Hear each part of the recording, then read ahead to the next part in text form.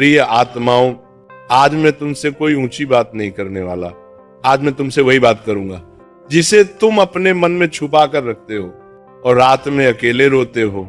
आज मैं उस पीड़ा की बात करूंगा जो तब होती है जब मन बार बार गंदे, अश्लील, वासनात्मक विचारों में उलझ जाता है और हम अपने आप से ही घृणा करने लगते हैं। बहुत लोग मेरे पास आते हैं और कांपती आवाज में कहते हैं, महाराज जी, मैं साधना करना चाहता हूं लेकिन मेरा मन बहुत गंदा है। मेरे मन में काम वासनात्मक विचार आते हैं। मैं रोकना चाहता हूं लेकिन रोक नहीं पाता। प्रिय आत्माओं, सबसे पहले मैं तुम्हें एक बात साफ साफ कह दूं, तुम गंदे नहीं हो। विचार आने से कोई पापी नहीं हो जाता।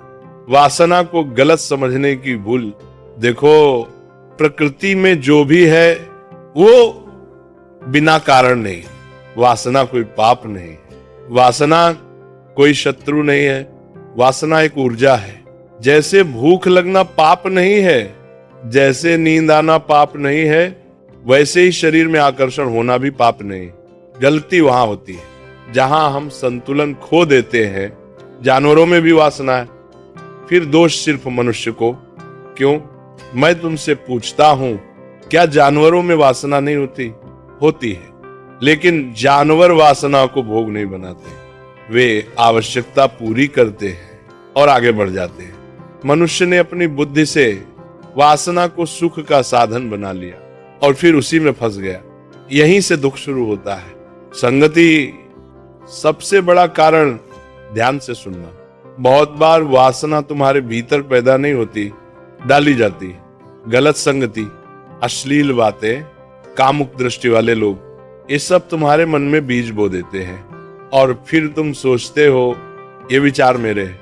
नहीं, ये विचार तुम्हारे नहीं है, ये उधार के विचार हैं। विचारों को दबाने की सबसे बड़ी गलती। अब मैं तुम्हें एक बहुत गहरी बात बताता हूं। अगर तुम कहो मैं गंदे विचार नहीं सोचूंगा तो सबसे पहले वही विचार आएगा। मैं अगर कहूं आम मत सोचो तो तुम्हारे मन में क्या आएगा? आम। यही मन का स्वभाव है। जितना दबाओगे उतना उछलेगा। नदी और नाली का रहस्य। मन को जबरदस्ती रोकना ऐसा ही है जैसे बहती नदी को मिट्टी से रोकना। थोड़ी देर रुकेगी फिर रास्ता बदल लेगी। विचार भी ऐसे ही है। तो उपाय क्या है महाराज जी? अब ध्यान से सुनना। यहीं से मुक्ति शुरू होती है। विचारों से लड़ो मत, खुद को दोषी मत मानो, शर्म में मत डूबो। बस देखो, जब कोई गंदा विचार आए तो बस इतना कहो, अच्छा ये विचार आया है। बस देखो, न स्वीकार करो ना विरोध करो। तालाब और मिट्टी का उदाहरण, अगर तालाब में कीचड़ ऊपर आ जाए और तुम उसे हाथ से दबाने लगो तो पानी और गंदा होगा। लेकिन अगर तुम कुछ न करो तो क्या होगा? कीचड़ खुद बैठ जाएगा। मन भी ऐसा ही है। तुम विचार नहीं हो।